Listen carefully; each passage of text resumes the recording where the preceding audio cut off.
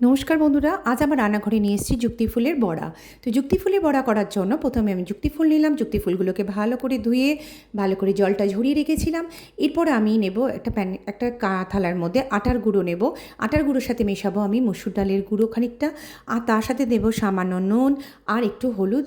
আর যদি কেউ মনে করেন একটু মিষ্টি দেবেন, কেউ মিষ্টিও দিতে পারেন। দিয়ে ভালো করে একটু জল দিয়ে সামান্য এটাকে ভালো করে মাখতে হবে। ওই যুক্তি ফুলগুলো ওই বেসন আর মসুর ডালের মধ্যে আমি ঢেলে দিলাম। দেওয়ার পর আমি এবার ওটাকে ভালো করে মাখবো।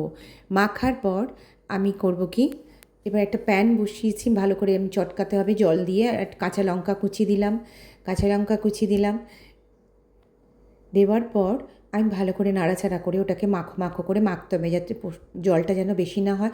এরপর প্যান বসিয়েছিলাম, প্যানের মধ্যে তেল গরম করতে দিয়েছিলাম। তেল গরমের মধ্যে এবার আমি একের পর এক বড়া দিতে থাকবো।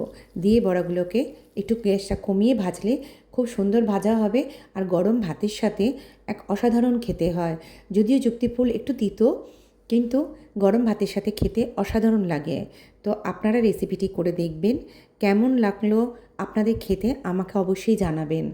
তো আপনারা নিশ্চয়ই খাবেন আর রান্না করবেন, আমাকে জানাবেন। তো নমস্কার, ভালো থাকবেন, সবাই সুস্থ থাকবেন।